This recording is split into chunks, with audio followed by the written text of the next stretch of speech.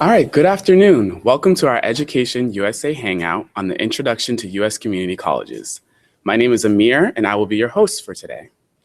You can still post your questions on Facebook at facebook.com/manila.usembassy or at our Google Plus page at google.com/USEmbassyManila, or you could also tweet your question using the hashtag EducationUSA. There are over 1,100 community colleges in the US, and many of these schools are interested in enrolling international students. Joining us this afternoon are 3 community college professors who will discuss what Filipino students might need to know about this type of schooling. Our first speaker is the Associate Professor of History at Waubonsee Community College in Illinois. He will briefly talk about the history of community colleges in the US. Let's welcome Dr. Timothy Dean Draper. Thank you for coming.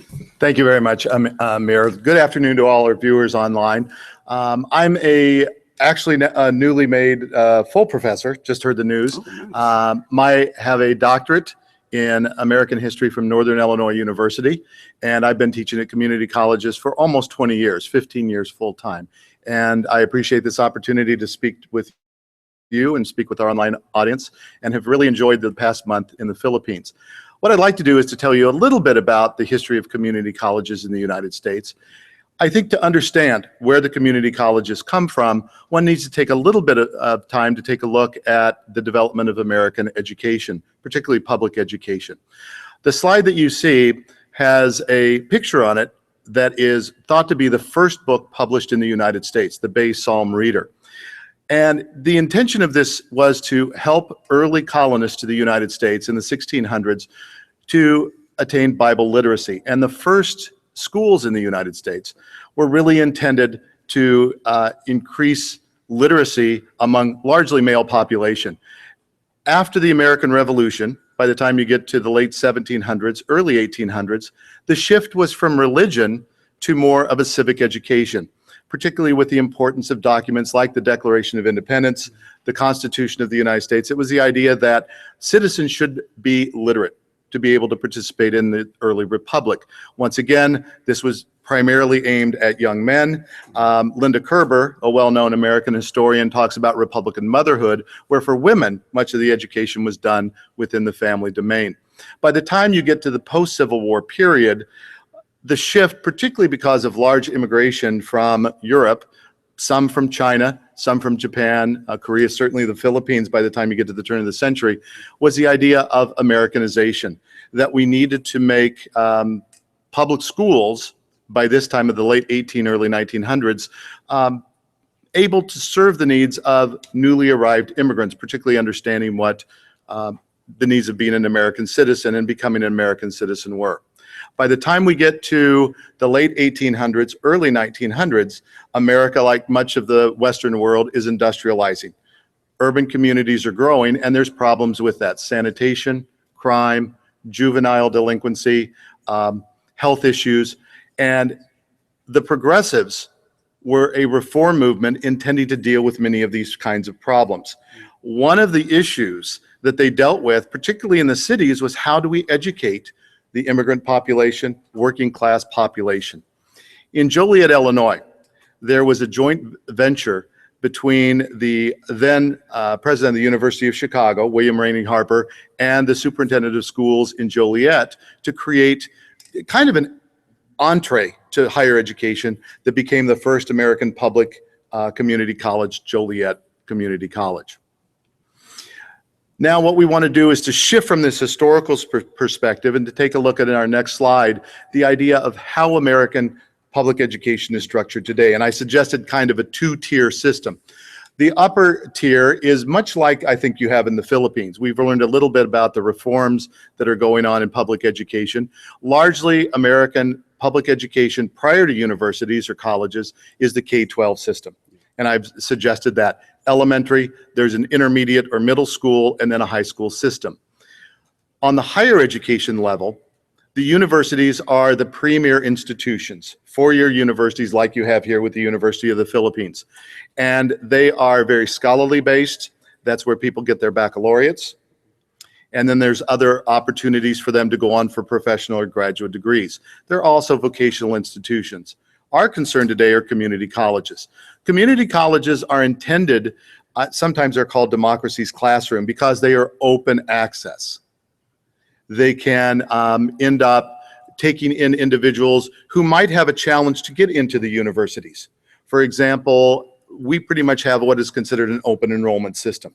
So at a community college, if a student wanted to come in and had more of a technical background, vocational background, perhaps they didn't take some of the hard sciences or mathematics on the high school, what we call a college prep curriculum, they can come into a community college and acquire those kind of basic skills. They can do some entry-level courses that will end up helping them adjust to a higher education environment. Community colleges in the United States offer opportunities for individuals in the hardest disciplines, the most difficult, physics, chemistry, the most important one, history, which I believe, but I'm biased, philosophy, religious studies, art, music. But they also offer opportunities for individuals who want to prepare a business background. They provide opportunities for those who want to go into technical careers, both information technology and what we might think of the trade sector. For example, automotive maintenance is a component that attracts many to our campus, which has a very strong basis as well. So the community colleges are really a multi-purpose kind of educational facility, very versatile, very opening to different kinds of students to come in. And we find that there's a comfort level, I think, for students who might feel that they're not ready right away to enter into a university environment, or not sure of what their majors. But at the same time, what it does is provide an opportunity for those who perhaps can't afford a four-year school, a cost-effective measure to go and pursue higher education. Awesome. Well, thank you. I think we have a few questions for you.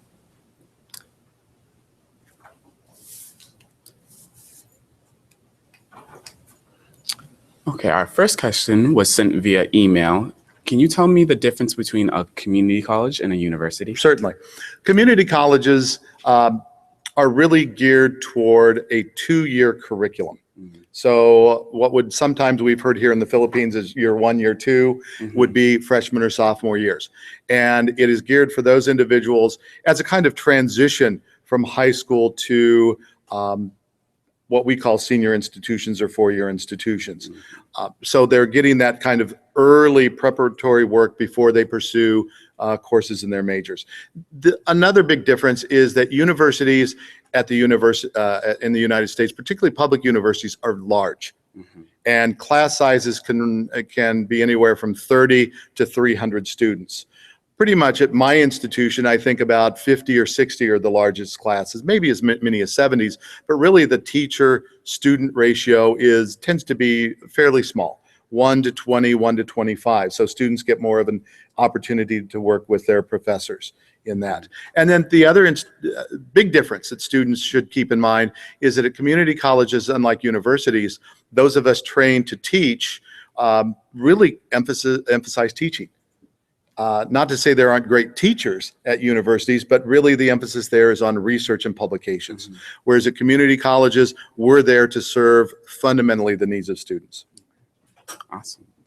Our next question is, what do you mean by flexible curriculum? Is there someone who can help select my courses? There are. We have advisors and counselors who are available to do those kind of things. And like universities, those of us on the faculty are trained to advise people, particularly in majors, what kind of classes to take, what kind of career paths to take.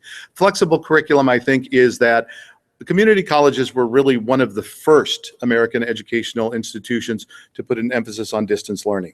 So we have, for example, 2/3 of our history curriculum is online. We also have courses that students can begin at any time of the calendar year. We have courses that range from 3 to 4 to 8 to 16 weeks. We also have a lot of opportunities for independent study. So that gives students, particularly those who are working full-time, who have individuals to take care of, dependent children, elderly parents that they're taking care of. It gives them the flexibility of schedule to pursue their educational objectives. Okay. This next question is from Sari San Pablo on Facebook. She asks, will there be an age limit in regards to eligibility? I presume this would be a student visa. Will we be allowed to work on a part-time basis and work as a part-time student to augment the tuition fee? Will we be, as non-US citizens nor immigrants, be given grants? You can answer the first part of that question. Yeah, there's quite a bit there, and I really can't speak on the immigrant status and so forth, but community college really, I think, would work with students with some of these kinds of needs. I think we just recently had a graduate, my colleague perhaps can correct me, I think she was in her 80s who just graduated. I have also taught students. I had a student online who was 13. She wanted to be a professional tennis player, and she was training and taking online classes was perfect for her. So I have a whole range of ages for students. So there's nothing in terms of limits on age. Most of our students, frankly, are hard workers, and they are working 20 to 30 to 50 hours a week. So one of the things with the flexible curriculum is it does serve the needs of those who are working full or part-time jobs.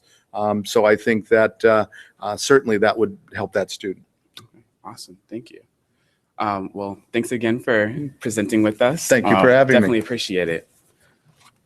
Our second speaker is Miss Kathleen Westman. She is an associate professor of sociology, also at Waubonsee Community College. Once again, thank you, Dr. Draper, for that very informative presentation and historical perspective. Thank you for joining us, Kathleen. Thank you for having me here. No problem. It's been wonderful being in the Philippines for a month. We've traveled as Fulbright scholars to the north and to the south, and of course Manila, meeting many, many different people, all the great, fantastic food, it's just been a fabulous place. Love the Philippines. It's more fun here. Right? My own background is I've had 17 years of social work, and then transitioned into the community college. You'll find that a lot of the community college professors will have some biography in the work world as well. And so that's very, very helpful as far as modeling what a student's own possibility could be, I suppose you might say. Yeah, but I'm a professor of sociology. Awesome. That's great. And so thank you for having me, and we will begin with the first slide because I am talking about the community college system in Illinois. And so Illinois itself as a state is in the middle of the United States, and I have this state circled, and so you can identify the location where I'm talking about. In Illinois, there's 48 community colleges, and they're divided into into districts. And so the second slide shows the different locations of all the community colleges. And so most people, when they go to a community college, are able to drive or get some sort of transportation daily to the community college. And so the whole purpose of the community college system is to make higher education, your first 2 years of the 4-year degree, accessible, make it available. And that's one of the main primary functions of community college in Illinois, is to make higher education available to everybody. And as you can see from the map of all the districts and all the community colleges, just about everywhere in the state, you can find a community college where you can have access.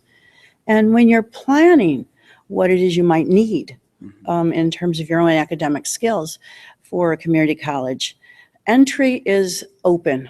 You apply, and you as long as you have some sort of high school or K-12 or high school level courses, you're going to probably get in. And if you don't, you will get in. And if you don't have all that you need, there's all sorts of courses you can take as a prerequisite to get into the other courses. So it's open. And you can get in as an international student, particularly as long as you are prepared as far as planning for college, that you have the high school requirements. And the whole, in going into the community college, what your goal is to do, of course, is to complete your first 2 years of the 4-year degree. But you're going to be transferring those courses. They're going to be transferring into the 4-year university that Dr. Draper was talking about. And so that's where you want to sit with a counselor and make sure that your courses will transfer. And Illinois has a whole system in alliance with the universities that the courses will transfer. I teach Introduction to Sociology. Every course I teach, Introduction to Sociology, transfers automatically to the universities when you're ready to become a junior, third level, and you transfer. And so most of the time you're going to take 60 hours of courses total. Each course is 3 hours, maybe 5. And so the whole notion is to hopefully transfer to the university level. But of course, as Dr. Draper mentioned, most of there's community college degrees that only require 2 years, and so you're certified into different types of occupations, and that translates you into the work world. There's all sorts of great reasons to attend a community college in the state of Illinois, and this is going from social work into a sociology professor. It's exciting for me to teach at a community college. Relationships with our students, academically providing information, answering as many questions as possible. You develop a relationship with your professor. My office is open. I have office hours every single day that I'm on campus, and students do attend my office and ask all sorts of questions, academic questions. If you have concerns, if you don't understand something, you come see the professor. We'll work with you. No problem there. But the whole main point of the community college system is that it's accessible and it's affordable. It's not super expensive. Right, yeah. And that's what it's all about. And the class sizes are smaller than a large university for your year 1 and year 2. And the quality of instruction is fabulous. So just saying. And of course, the transfer opportunities, because that's what it's all about, is attending the first 2 years of your 4-year degree and transferring that. Overall, as far as in summary, the Illinois Community College system has 48 community colleges in Illinois, just this one state. So of all the United States, there's many. There's tons of them. Yeah, there are. It's amazing. And so the average tuition in my state is about $3,500 for the year. Do I have that right? I think I do. And so that's for your tuition and for your fees. And then, of course, you have to buy your textbooks. And, of course, it's 10 times that for your freshman year at a university, as you well know. Yes. And so just some facts I'll throw out there. More than half of the students in the state of Illinois attend university. So 63% of all the students in Illinois, community college. 63% of all students in Illinois attend public colleges, and they attend the community colleges. So the majority, for instance, Introduction to Sociology, most of the sociology majors, when they transferred to university, most of them took their Introduction to Sociology at a community college, right? And so, again, nationwide, about 60% of college students attend more than one institution. So they'll attend the community college first for the first 2 years and then transfer to the university. And so it's a good time to be part of the community, a student in the community college. The type of students at the community college is richly diverse in terms of socioeconomic status, social class, and in terms of age. There's many people who are parents who go to community college. There's as Dr. Draper said, we have older students. I think at my college, the average from the youngest to the oldest, the average is 26 years of age. Wow. Yeah. So,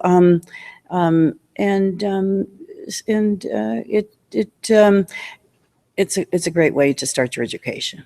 Yeah. Yeah. Awesome. So, Thank you so much. We'll check to see if we have any questions. I'm sure we do. Perfect. So our first question for you, which came via email, okay. is do your schools have international students, and do other students like to hang out or study with these international students? Yes. My college particularly, and I know statewide, we do have international students. And in fact, I had a lecture hall of about 60 students, and there were 4 students from the Philippines. Oh, Yeah, wow. and Filipino Awesome. students. And they always sat in one spot in the lecture hall, and they got to know each other very, very well. And eventually, the lecture hall got to know them very well, because when you're an international student on my campus, you're almost like a star. Everybody wants to know. It's a global, it's a global society, it's a global economy, and everybody wants to know about your location, your place. And so at the same time, I know the students are very helpful in terms of, any particular academic needs and, questions, that kind of thing. But yes, they do like to hang out with international students. And we do have a location on every campus. That's the student center. That's where you get your coffee, your food, and just kind of hang out, listen to your music and study. And the students will indeed hang out with international students. Yeah, absolutely. That's awesome. Yeah, it is.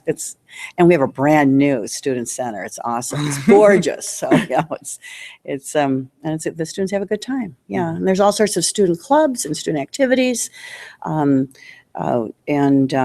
we have teams. We have a soccer. Will you help me out here? We have many teams. Basketball particularly. We're very strong. We have a very dominant, great coach that does very well in our state. Yeah. So yes, the answer is yes. Awesome. Another question from email: is the workload easier at community college than at other schools? How much homework do you assign in your courses? Okay. Is the workload easier? The question here is, remember we said that the courses transfer to universities? Right. I did teach at Northern for a little bit, right? Northern Illinois University. I am from a university. And now I'm at the community college. How I taught at the university is how I'm teaching at the community college. And so you're expected to, in terms of homework, Introduction to Sociology course, you're expected to read about 30 pages a week. There's a lot of discussion. You would have a 1-page reflective response to increase your discussion in the classroom. I don't know the word easier. I'm not sure how to really answer that, but it is completely comparable, because the course of the community college is completely comparable to the university. However, we have more creative ways to address the learning needs of all sorts of different students. So if you're a little weak here or a little strong there, I as professor, and I know the other professors, try to be as creative as we can in our teaching strategies to make sure the content is presented in a way that all students will be able to get the information. Okay, so very supportive, but Very also you have to put in the work Yes, sir. in order to do well. You got it. Yeah. Awesome. Yeah. We have a frequently asked question. How many classes do community college students take at one time? Is it a lot? Is it little? Most students, if you're going to be a full-time student, you're going to take what is called 15 hours. And in my field in sociology, it's 3 credit hours per course. But remember the sciences, if you're taking, if you're going into nursing or if you're going into the sciences, some of those courses are 5 hours. And so the average is 15 hours a semester. That's considered full-time, I believe, full-time student. But there's a lot of students who are part-time. And I'd say the majority, of the students are part-time, only because it involves the whole community of people taking. But we do have a large group, couple thousand students who are full-time students, and it's 5 courses usually a semester. But you work with your counselor and get that all taken care of to make sure that everything you're taking will follow the schedule of what it is your goals are. Okay, thank you so much. Thank you for presenting. We definitely appreciate it here at the embassy. Thank you so much. Our last speaker will talk about the experiences of students in community college classrooms. He is an assistant professor in Africana Studies and Anthropology and the chairperson of the Social Sciences Department at Malcolm X College in Chicago. Let's welcome Professor Edward Davis IV. Okay. Nice Hello, to Amir. meet you, man. Nice to meet you. Welcome. Thank you. Thank you for having us here. We've had a really great time here in the Philippines for the past month and researching and learning about ethno-linguistic diversity and religious diversity, human rights. And I'm just really happy to be here to give this presentation today. So as you said, I teach at Malcolm X College, which is one of the city colleges of Chicago. As Professor Westman just mentioned, there are 48 community colleges in the state of Illinois, but the city of Chicago itself has 7 of those 48 colleges. Actually, if you break down the population of the state of Illinois, about half of the state's population lives in Cook County, and half of Cook County's population is inside of the city of Chicago. So we serve a great deal of students. City Colleges of Chicago is the 3rd largest community college district in the country after CUNY, which is City University of New York, and after Los Angeles Community College District.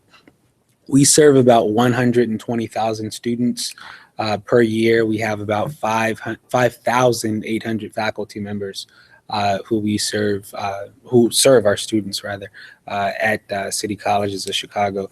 So we have a very large population, very diverse population, and we're spread out throughout Chicago, which is one of the largest cities in the United States, 3rd largest city in the United States. I want to give a little explanation about Malcolm X College itself.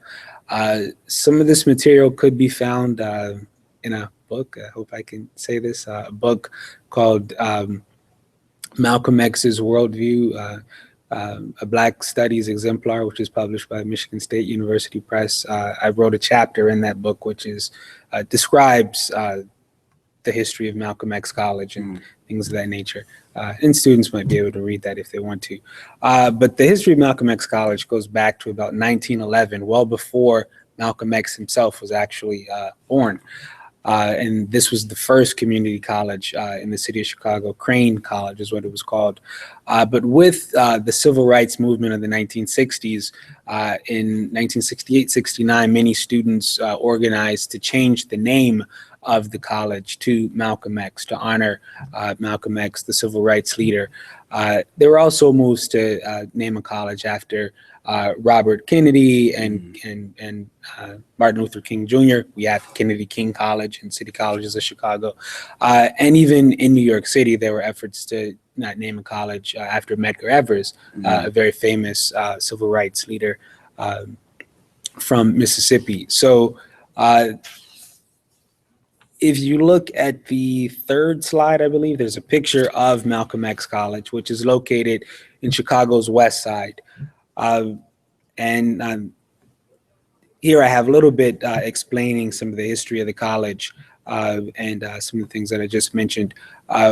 We serve a population which is majority minority, meaning majority African American, Latino, Asian, and so forth, which is typically the case for many of the city colleges of Chicago, being majority minority serving institutions.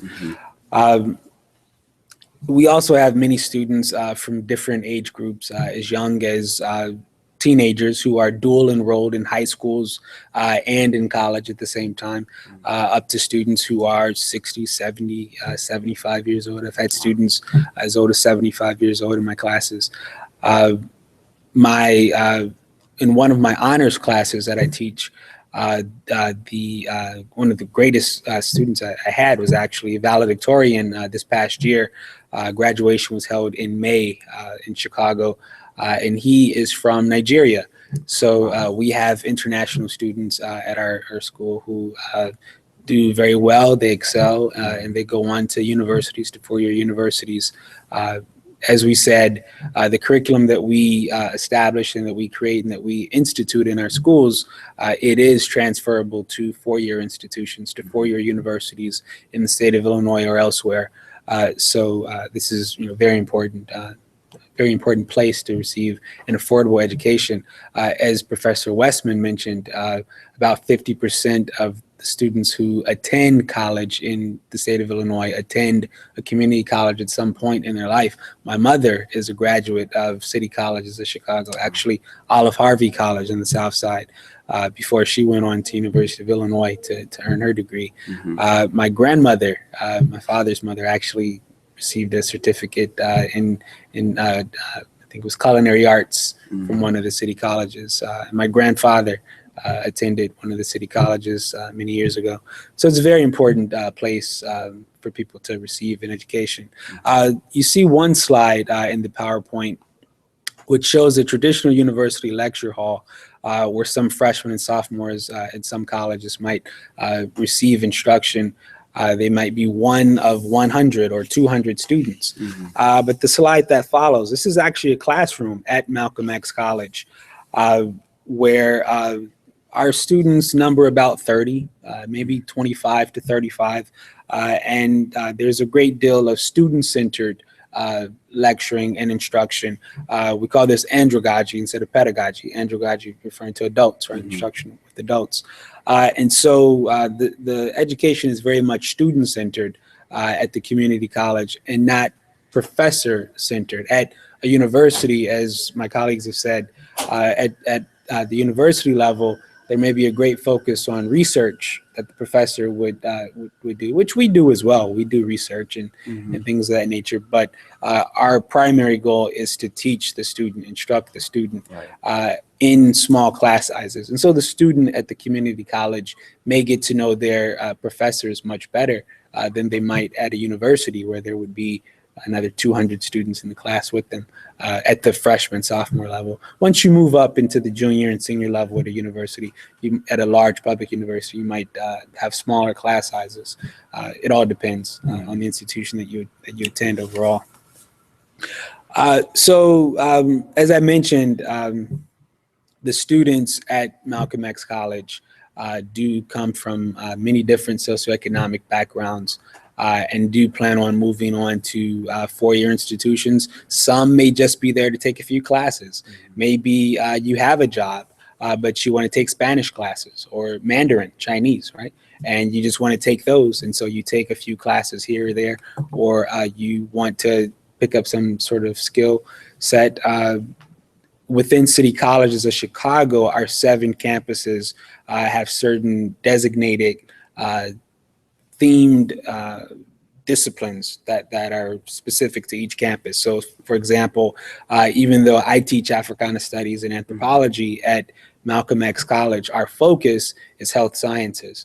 We're around the Illinois Medical District where there are many hospitals and nursing schools of medicine, and so forth in that area. So our students may earn associate's degrees in the medical fields. And then you may go to Harold Washington College, which is downtown Chicago, right in the hustle and bustle of downtown, and pursue degrees or focused in business, right, which might be the focus there, or education at Harry Truman College, which is on the north side of Chicago. So these are different fields that people can focus on, but you can take some of these classes at all of the campuses throughout the city of Chicago, the 7 campuses of City Colleges of Chicago. As I said, we serve 120,000 students each year. So that's a lot in a city of 3 million people. That's a lot of people to teach and instruct. I don't teach them all, just a few, just about maybe 150 per semester. So I do teach a lot of students, but it's wonderful. In about 5 classes, although as a department chair, I teach less now. because I have to do some administrative things. Mhm. But I love teaching. It's really wonderful, really amazing. And I think any student who attends a community college in the state of Illinois or anywhere in the United States will receive an excellent education. Actually, in the past, I taught at an overseas American embassy school in Africa. Oh, And some of my students are now graduating high school. I taught elementary at that time. And some of my students are now graduating high school, going on to colleges in the United States, in Brazil, awesome. in England, many parts of the world. And it's great to see what they're doing. And some have even gone to community colleges in the United States, in parts of Louisiana and elsewhere. And they're doing really great things coming from Africa to the United States for community colleges and transferring on to four-year universities. Wow, So it's a great place to study and yeah, work. that's incredible. That's Yeah. awesome. Thank you so much. Thank you, Amir. Oh, no problem. Yeah. All right, let's see. We have a few questions for you.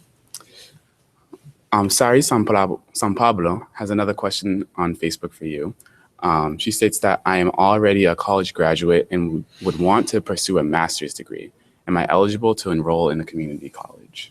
Actually, yes. Sorry, San Pablo would be able to attend a community college. We have some students who have bachelor's degrees from other countries who enroll in community college before they pursue a master's or some sort of graduate level work. There may be some credits they need, maybe 2 or 3 classes that they need to get before they could be accepted into a graduate program at a university in the United States. And so we do have students who come from overseas, who come to the United States, enroll at community college for a few classes and transfer those credits on to the university. So that is definitely possible. Awesome. So yes, you can. Another question would be, what is the social life like at a community college? Is it true that most students do not live on campus? There are some community colleges that have dormitories, but the majority do not. The majority do not. They may live at home with their parents, or they may live independently. If they're of a certain age, they take care of themselves. They work full-time jobs, and they come to school after work. There's a great variety of students. I think at Malcolm X College, the average age of our students is about 23 to 25, somewhere around there. So we have the non-traditional student who isn't leaving high school at 18 to enroll in college. We have students who are a little bit older. But we have a very active student government association, and we have a very active set of clubs that students join. Our Lady Hawks, that's our basketball team, they've won many championships across the state and been recognized for their accomplishments. And then we have a soccer team, which has done great things as well. So we have a lot of clubs and organizations that students are able to join and feel a part of the community of the college itself, which is the purpose of the community college, to educate the population of that particular township or neighborhood. It's really so that you can be a part of the community and take classes to enrich yourself, whether it's inside of the city of Chicago, in suburbs, or wherever. The taxpayer dollars go to create classes that people can take to learn what they like to learn Awesome. at an affordable rate. We have one more question for you. Many Filipinos tend to ask me this question. Okay. Will I be able to get a job back in the Philippines with an associate's degree from a U.S. community college? I would say that is probably very likely. It depends on what the institution where you're seeking employment, what they would require. If they require a bachelor's degree, then you might need a bachelor's degree, not an associate's degree. But you might be able to earn an associate's degree in the United States and come back to the Philippines and work in that particular field with an associate's degree. Typically, what students will do after they earn that associate's degree is transfer into a baccalaureate program. So that could be something that students could do before they return home to the Philippines.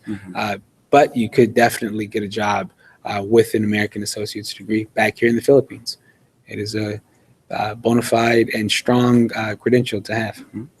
That's awesome. All right. Yes. Well, thank you again. All right. Thank you very much. At this time, I'm going to be inviting all three of the professors to come back up. And if there's any unanswered questions that you may have, please ask them now.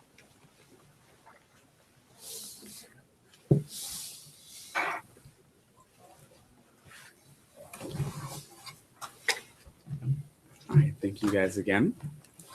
We have another question via email. I think community college might be a good option for me, but I want to transfer to another school later. Will schools accept all of my credits as a transfer student? I think you guys touched upon this before. But.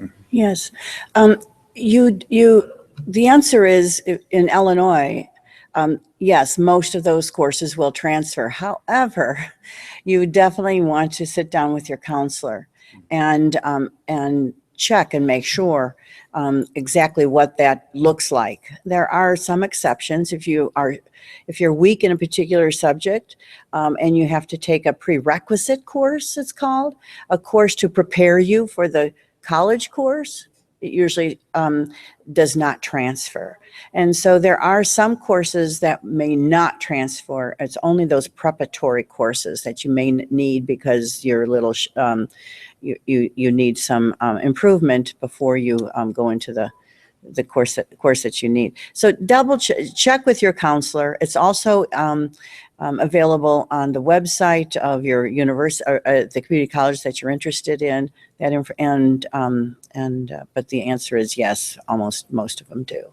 And just to add to that, we have a website in Illinois called itransfer.org, Yes. Which is a part of the Illinois Articulation Initiative Yes. program, IAI. which we work with the university system so that the classes we create and that we teach are directly transferable. So you can check from college to college for each 48 community colleges if your class is transferable to the university. I wanted to add one thing too, though. I have students who graduated with their associate's degree who come back to take classes at the community college while they're pursuing a bachelor's because they might pay $3,000 at the University of XYZ, right? But we charge $300. And that class is transferable. So even though they've earned their associates, they'll come back and take one or two classes because it's a lot cheaper to take it with us and the credit transfers. So you can check that with your counselor. Yes. Another question. Are there scholarships available to community colleges? There are a wide variety. One of the things is, I've been able to do while at my community college is serve on the committee that gives out scholarships. We have them for academics. We have them for athletics.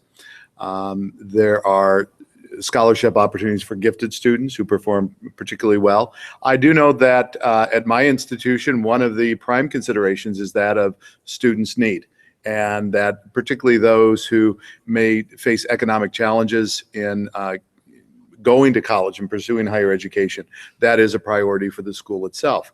There's also outside organizations, three that I know of that I participated in. One of the proudest moments I had as union president at our college was establishing a scholarship fund by faculty, where we give 3 annual scholarships to students.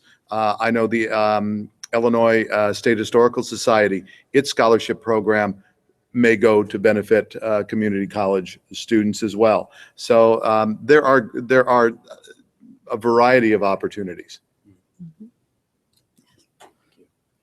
Another question, very popular again amongst Filipino students because a lot of them have to wear uniforms for their schools. Do students wear uniforms at community colleges or at your community colleges? No. We were at PNU yesterday. Yesterday was Wednesday. And Wednesday is a day where they don't wear their uniforms. and it looked like my community college, right? And so it's free expression. As long as it's appropriate, of course. What's appropriate, appropriate would be maybe a T-shirt and a pair of jeans, or a T-shirt and a skirt or pair of shorts. That's with a pair of gym shoes or flip-flops. So no, the answer is no. No uniforms. You're free to be. And I want to add to that, and I may be wrong, but just from what I've seen as someone who's taught and attended both community colleges and universities, I do think there's greater opportunity for personal expression.